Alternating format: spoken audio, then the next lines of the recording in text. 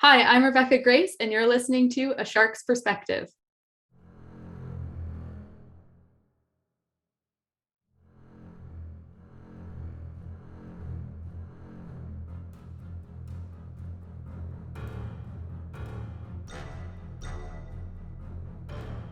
Welcome back, and thank you for joining A Shark's Perspective. I am Kenneth Kenny, but friends call me Shark. I'm a keynote speaker, strategist, a shark diver, host of this show, and your chief shark officer. If you're like me, then you work often on your website. But for many, though, in trying to decide on what platform to use, where to host it, and so forth, you can only Google those options so much before it becomes overwhelming for most, especially if web design or graphic design isn't part of your bailiwick. But it's important to make the right choices and then be able to own them in case you want to do something with a site later, like make enhancements on a regular basis, add some code, drop a custom font, for example. But is the platform what's holding your site back, or is it something else? This is something I run into all the time with people and brands whose website is their baby, but quite honestly, most don't even know if their baby is ugly. So how do you build $1 million website without spending, well, just way too much? Rebecca Grace of Rebecca Grace Designs is a Squarespace expert and website designer who helps hundreds of Squarespace designers push past the limitations of the Squarespace editor to design beautiful custom websites that are mobile friendly and search engine optimized.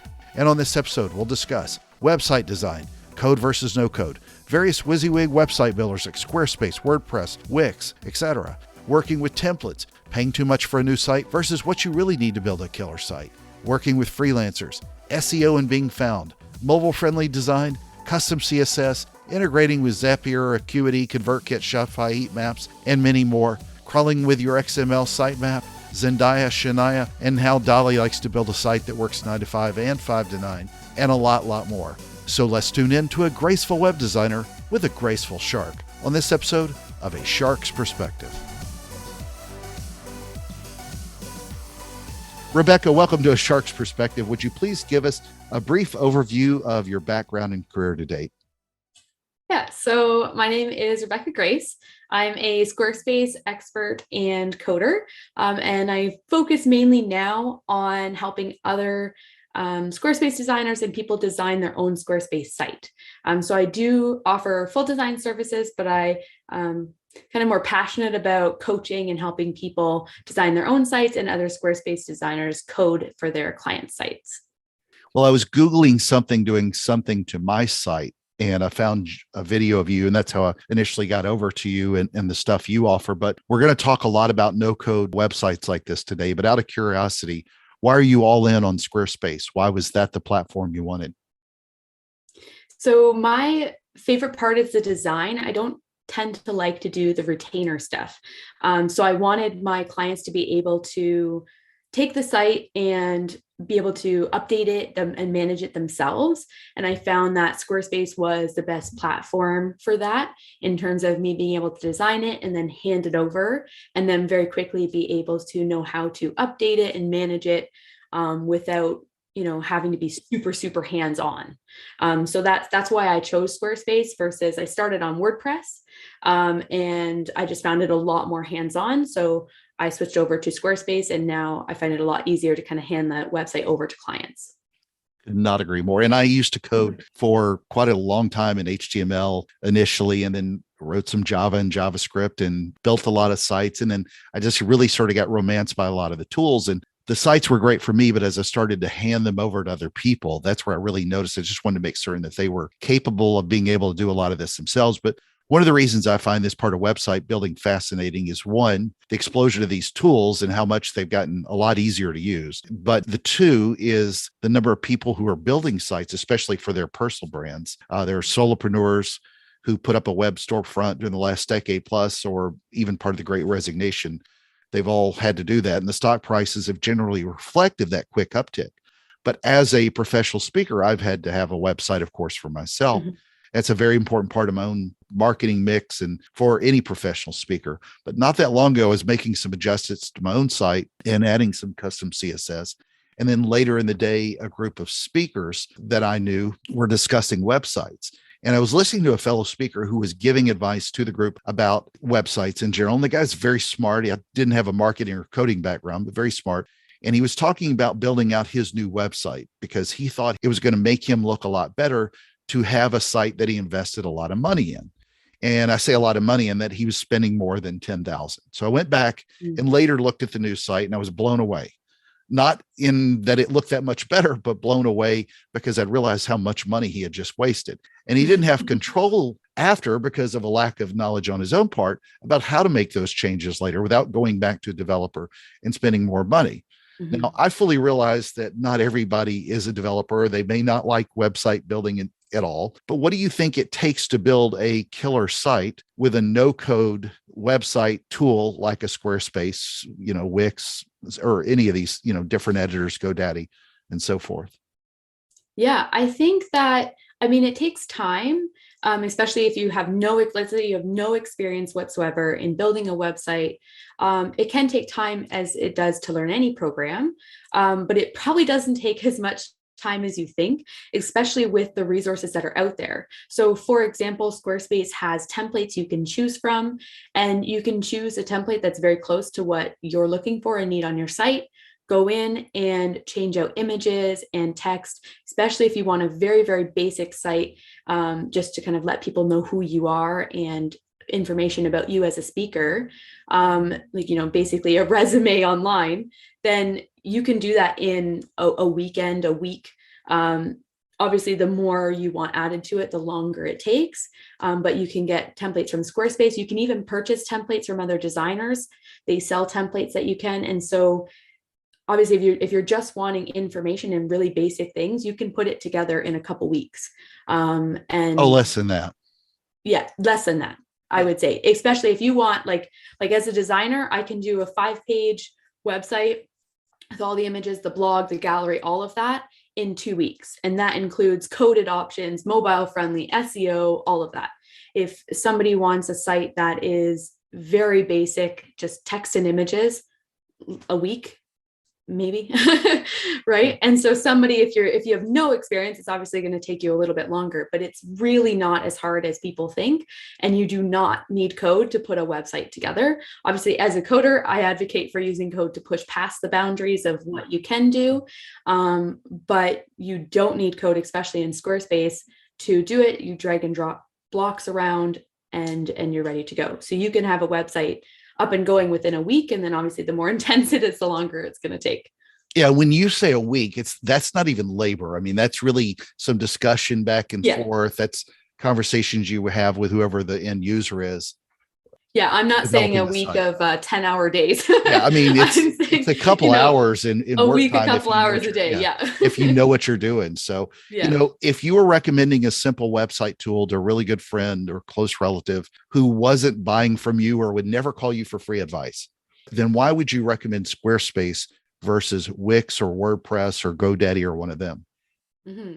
So with WordPress specifically, so I started out in WordPress, and I found that a lot of the back end updating you had to be in charge of. And so if you weren't paying attention or didn't know what was going on and had, let's say your PHP file was out of date, your entire site would kind of crash down and you'd have to get somebody to go in and update that file for you. And so there was a lot of back end stuff that you needed to kind of be on top of and make sure it was constantly updated. So it's very hands-on.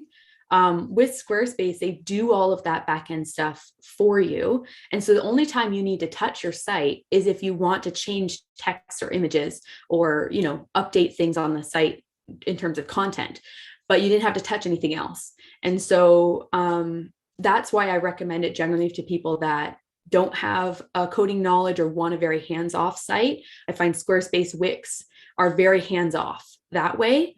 I don't have as much experience with Wix as I do with WordPress, but generally I find that Squarespace has a different look than the Wix site. Mm-hmm. So I'm not too familiar with the difference between Squarespace and Wix in terms of which one's better than the other. I find Squarespace is a lot better for, or has more options in terms of like e-commerce and that kind of thing, the SEO stuff. But it's definitely a lot more hands-off than something like WordPress. Well, and Squarespace also has Zendaya. So they did a Super Bowl ad with Zendaya. And it's like Squarespace.com slash Zendaya. And it looks really good. I mean, you can tell that they dressed up way beyond the normal template and it was pretty impressive. So if you got Zendaya, then you're good to go. So You're good to go. there are Yeah. definite cons, of course, with each of the tools. Yeah. Revision history, if you need that. Some of the data collection to me is always troubling with all the WYSIWYG type sites. I think I told you before, I'm limited to like 1,000 pages and I'm almost halfway there. What are some of the other cons that you see and deal with all the time? Yeah. So when somebody first comes to me and they're like, okay, I'm thinking about having you design me a site and they're unsure about Squarespace, there's a couple questions that I ask just to make sure that Squarespace is a good fit for them before they go on. So if you're somebody who is going to have an e-commerce store and you want a ton of products, so for instance, you're a clothing line and you're going to have a whole bunch of different clothing options, I don't generally recommend Squarespace in that case. I'll kind of push towards Shopify. Now, Squarespace is doing a lot with their e-commerce, and that may be something that, eventually I'm not saying that. Or it's basically some sort of plug-in to pull it from somewhere else. Yes. And Shopify and Squarespace can kind of work together. So it's possible to have different combinations. It's really dependent upon what their store is. But I find at this time, Squarespace doesn't have the option to go, okay, I want to see your products based on small, medium, large, and this color and men's. Like, you can't filter as much. There is, again, plugins and different things you can do to work around that. But for somebody that doesn't want to do all those additional plugins and code, I'll generally say maybe Shopify is better for you. Photographers, let's say, that want to have galleries that they want their clients to sign in on and that kind of thing. A lot of them use, I'm forgetting the name now. Pexel, not Pexel. There's a platform that they can upload galleries and then their clients can sign in and download the galleries and things like that. Squarespace doesn't necessarily have that option. Again, there's workarounds and things we can do. But sometimes they'll kind of combine them. So it really depends on that. But if you're somebody who, okay, I want basic information on the site, I want to have maybe a blog or a podcast on the site, some gallery, that kind of thing, Squarespace is, for the most part, you're good to go. So the only times that I'll kind of sway somebody away from Squarespace, again, if they have those massive e-commerce things, or if they want a super specific fancy functionality that maybe WordPress in that case would be better for them if they want something super fancy and crazy on the site. But other than that, usually Squarespace is what I recommend. If you had to guess, how much of your business in general is B2B type companies versus, say, individuals? I would say it's pretty even. Really? Okay. Yeah, I do a bit of both. So I've worked more for like I've had a couple doctors that have done stuff. So ones that were maybe more just informational, that they're like, I just want people to know to come to me and what services I offer. So I've had a couple more basic sites like that. I've had a couple course sites. So I have a doctor that runs a burnt out to badass course. And so I do stuff with her. And so it's like a course site that she's reaching out. And she also reaches out to universities and teaching universities and hospitals to work with them. So that's more of like a B2B site. So a little bit of everything. Yeah. Well, and I guess I should have said business in general versus because it could have been a B2C site, but there are so many businesses I know who, when you say a basic site, it's still got all the functionality that most of the sites have. Yeah. And so I know a lot of SaaS companies, for example, I mean, unless they want some sort of bright, shiny object on there that you're not seeing somewhere else, you're not really giving up much. And I'm trying to think what you would give up, because another thing I was going to ask on that you basically just touched on was apps and tools. And what kind of tools do you find that people are not using enough on Squarespace sites? One, for example, we talked a little bit about Shopify integration and how those two work together. But another one is using heat maps, for example. A lot of people don't know what heat maps are in general, but there are a lot of integrations with other heat mapping tools and a lot of different things that you can load on there. What do you sort of think of as far as apps and tools that are better integrated with Squarespace, or ones that people are not taking advantage of? Yeah, there's not many. I can't even think of any apps that I've come across that don't integrate into Squarespace in some way, because Squarespace is becoming so popular. a lot of times if they do offer an integration for WordPress, they're doing WordPress and Squarespace. There's not, I haven't really come across any that don't have a way to integrate in. Even just a block of code you put it in a code block on the site will integrate it in. I think the most popular ones is Zapier. So Zapier can kind of integrate from your website to a whole slew of different things. So that's a super popular one that generally does what I want it to. Squarespace but they bought out Acuity, which is their scheduling system. So they have scheduling in there. They are working towards a email campaign system. It's not as advanced as, let's say, ActiveCampaign or ConvertKit. But if you're just like, okay, I want to have a freebie on my site, they give me their address or their email address and it sends out a freebie. Squarespace campaigns can take care of that. So for most businesses, there is an app or an integration you can use. And yeah, so to clarify, when I say basic, I mean your general informational site. When I'm thinking more advanced, I'm thinking of, a doctor that wants a client portal that's super secure and has information. That's what I'm talking about when I'm talking about advanced versus a basic site. So there's tons of integrations out there. The most popular being Zapier, Acuity or ActiveCampaign, ConvertKit, like your email systems, and that sort of stuff. Well, one of the biggest conversations I have with people looking at these sites is being found. And we're going to touch on SEO. With respect to being found, what are some of the top recommendations that you have for improving your SEO on a Squarespace site? What are the things you come across all the time that people just need to improve? I think SEO tends to be a topic that people get very overwhelmed with very easy because you can get very, very technical with it. But the thing to remember is that search engines, let's say Google, are very smart and they're only getting smarter and they're starting to read through and be able to sift out the non-authentic strategies. So my main thing is just be authentic and make sure you're providing good quality content. If you are providing good quality content to your viewers and you are being authentic and true with what you serve and who you work with, you will work your way up. The people that tend to have a static site, that don't have like a blog or some sort of content creation, may have a harder time ranking up. And people that are trying to kind of get past or trick the system are the ones that are going to kind of harm themselves in terms of making their way up. So the first thing I look at, especially with Squarespace, is Squarespace has an SEO checklist that has a whole bunch of different strategies and tools and things you can do. So that's the first place we start, is just looking through and making sure they're following all of the strategies Squarespace is recommending. They have all the settings they need to have set. That kind of thing. So that's the first thing I check.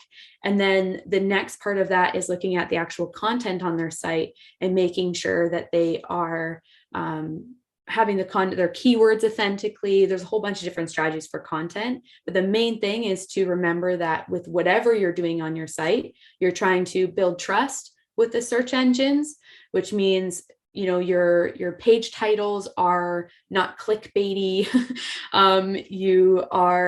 People are coming to your site and staying on your site because you have good quality stuff. So you're building that trust, and then you're properly communicating what the site is about. So you're having proper page titles, your tags, your categories, your keywords, the structure of your page, that kind of thing. So my biggest, without getting too deep into technical strategies and terms, the biggest thing to do is just make sure that you are regularly producing good quality content that people want to come to your site and stay on your site.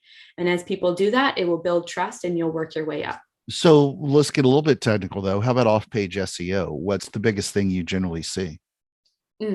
Yeah, so that is one of the things within Squarespace's checklist is Google Search Console. So having a Search Console account and submitting your sitemap sounds a lot trickier than it is. There's already a sitemap built for you by Squarespace. It's just your domain name / sitemap.xml. And you just put that link into your Google Search Console account and it crawls it. And then you regularly can kind of check in and it will let you know if there's issues popping up, like mobile issues or pages that aren't being read or indexed, it's called, that kind of thing. So submitting your sitemap to Google Console is the way to get it to crawl your site and really know what's going on. So you just mentioned mobile. Is there anything about mobile responsive capabilities of Squarespace that we need to call out and pay attention to differently? Because I know from a design aspect, it's really good. Yeah, so Squarespace automatically makes your pages mobile friendly, but there is some adjustments that I like to make using code just to kind of push it a little bit further. And that's more so just, resizing some images tends to be the biggest thing, making sure your background images look good on mobile. But as long as you have the blocks in the right way on desktop, then they'll look good on mobile. So my biggest suggestion is, as you're building your page, look at how it looks on desktop, then flip over to mobile right away and see how it looks, and kind of keep going back and forth. That way you're not, playing with your site and getting exactly how you want it to look on desktop, and you're so happy, you flip over to mobile and you're like, this looks horrible. So I always suggest kind of going back and forth as you're designing to make sure that the blocks are dragged in the right order, so that on mobile it's also displaying how you want it to be. But for non-coders and people not wanting to use code, it does do it sort of automatically. I would say 80% of the site will look great on mobile. And then as you get more familiar with code, or if you hire somebody to help you, we can use code to just get that last 20% to be looking good as well. CSS. So when thinking about custom cascading style sheets, or as the kids call it, custom CSS, how should people look at adding code to a website or do more cooler things to a Squarespace site, without pushing too many limits and blowing up your site?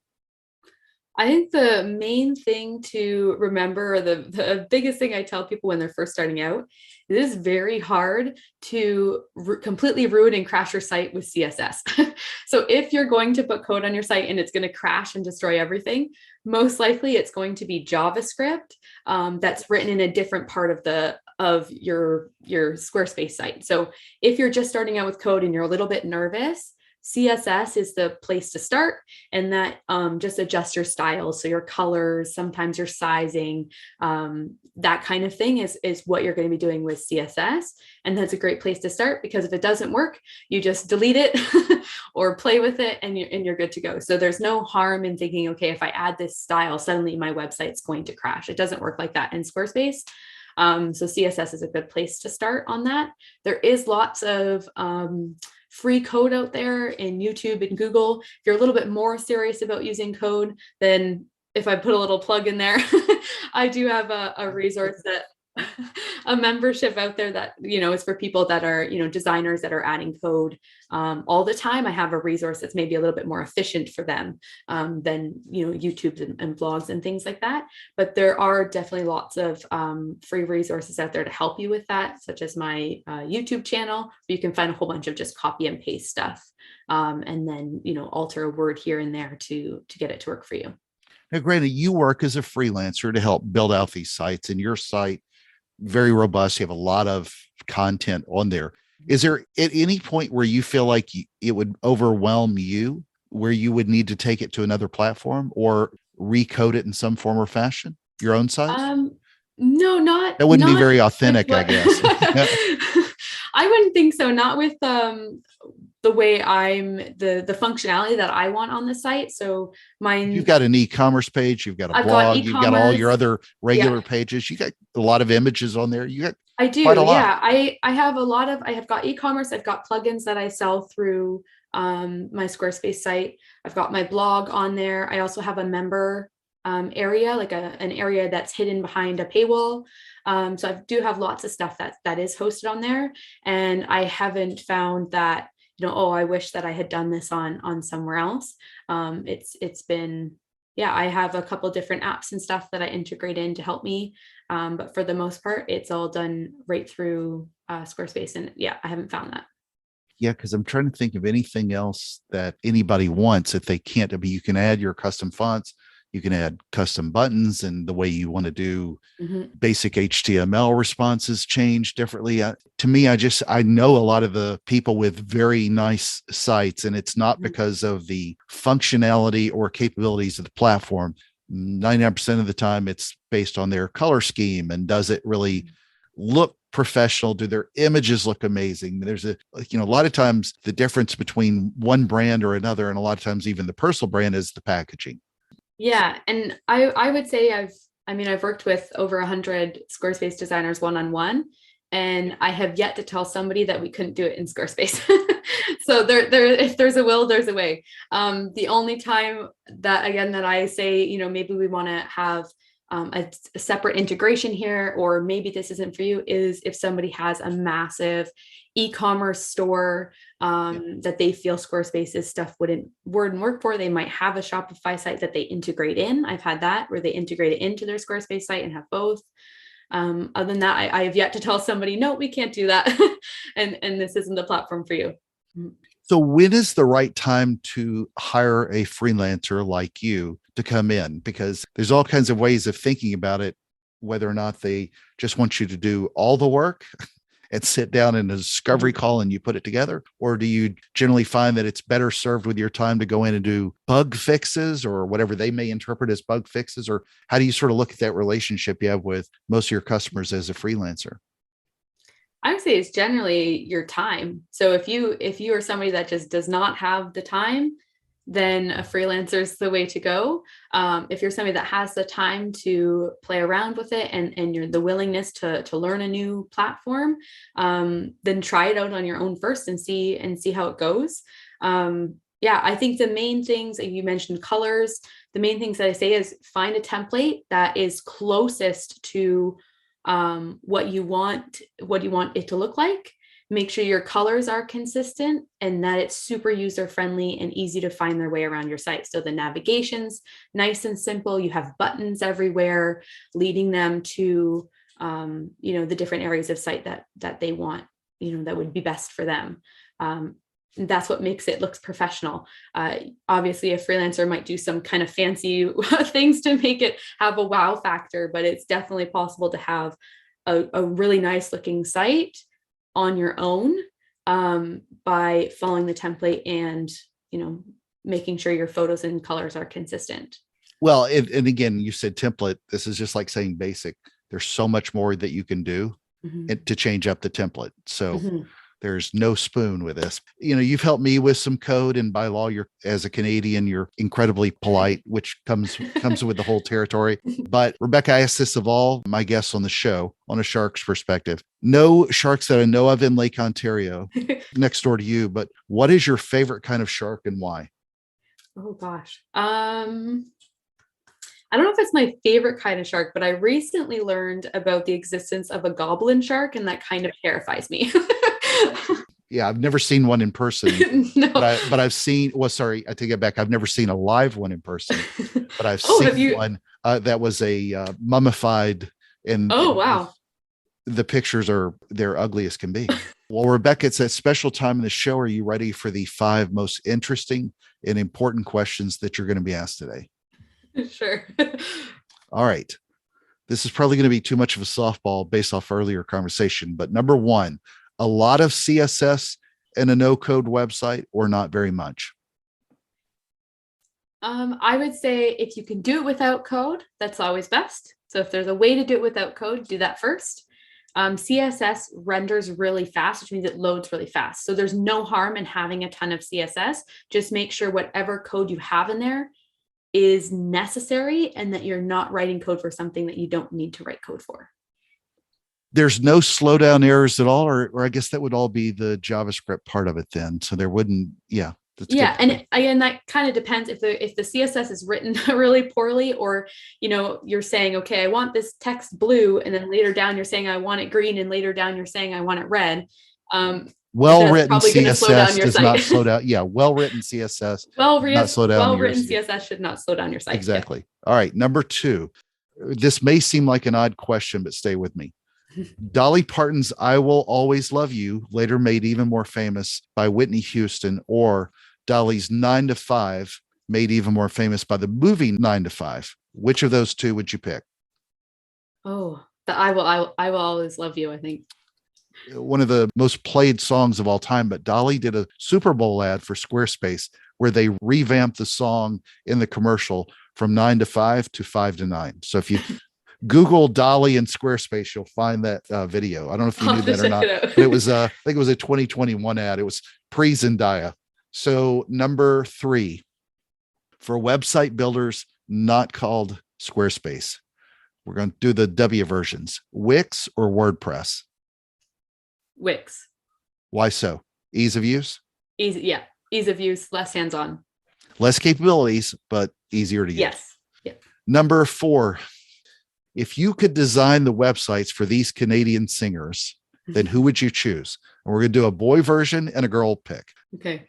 For the girls, Celine Dion or Shania Twain. And for the boys, The Weeknd or Justin Bieber. I'd have to say Shania Twain and The Weeknd. I'm good with both of those. Shania was the one I was most, Celine had Titanic, but that you can only do so much with imagery. I love Celine Dion, but I'm a country girl through and through, so I'm gonna have to go with Shania Twain. Man, I feel like a woman for this answer at least. Anyway. Yeah. So, all right, number 5, and the most important question that you're going to be asked today is biscuits or cornbread. Oh, I don't know if I can choose. Gotta pick. It's Oh, prisoner's dilemma. I'm gonna have to say cornbread. Okay. No, it's better with that Canadian maple syrup anyway. Yeah. All right. So Rebecca, where can people find out more about you, keep up with what you're doing, see the videos and your Squarespace advice and more? Yeah. So my website, obviously, RebeccaGraceDesigns.com is the first place to go for seeing all about me. I offer full website design as well as one-to-one help sessions. If you just want a bit of help to get started or with something on your site, that the one-on-one help's the way to go. I'm also on Facebook, Instagram, and YouTube. Awesome. Rebecca, thank you so much for being with us today on A Shark's Perspective. Yeah, you're welcome. Thank you so much for having me.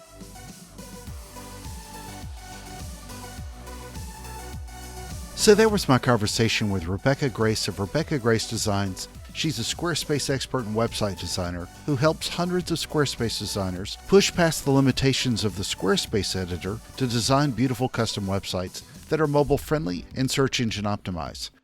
Let's look at 3 key takeaways from my conversation with her. First, whether your site is on Squarespace or WordPress, Wix, or custom built on some other platform, for most people in their personal brands, and even with a significant amount of businesses, the platform is not insignificant. But whatever those needs are, they shouldn't trump the user looking at your site, and if they can't find what they need to move forward, then you've got a problem. And a lot of times developers create an overcomplicated mess that only a handful of people on a team can fix. And while that control is important, it does not always create a user-friendly site that can be created with simpler tools that site builders like Squarespace can create. Leverage simplicity. The intricate site you think you're building may end up being a lot more for your own benefit than theirs. And that's a problem too. Simplicity should be for their benefit, and if developed the right way, it can serve you as well. Second, building $1 million site doesn't mean you have to shell out a ton of money. Rebecca and I will both remind you of that. There's so much more that like just having a good eye for design. Better images can make or break the look of your site. Having well-positioned call to action buttons can provide a massive return. Having a good style guide so colors make sense, that's critical. Look, with the right photography, I can make almost any site look amazing. I'm still working on my own images too. Reminds me, I gotta start that diet and then get new pictures. Third, although a great website is important for almost all brands, personal and corporate, remember that it's just one part of the bigger puzzle. It's part of the packaging and indeed important. Just make sure there's plenty beyond the packaging so that it can be a great gift to your business. There are a lot of speakers, for example, who think that having the most perfect looking website will do it all for them, and then they spend way too much money. But what if their speech isn't great? It's part of the package, but not all of it. Stay focused on what really matters. Got a question? Send me an email to kenneth@asharksperspective.com. Thank you again for the privilege of your time, and I'm so grateful to everyone who listens. Please consider writing a review and letting me know your thoughts on the show. Go out into the world and design with some grace, because I know your baby's not ugly. And join us on the next episode of A Shark's Perspective.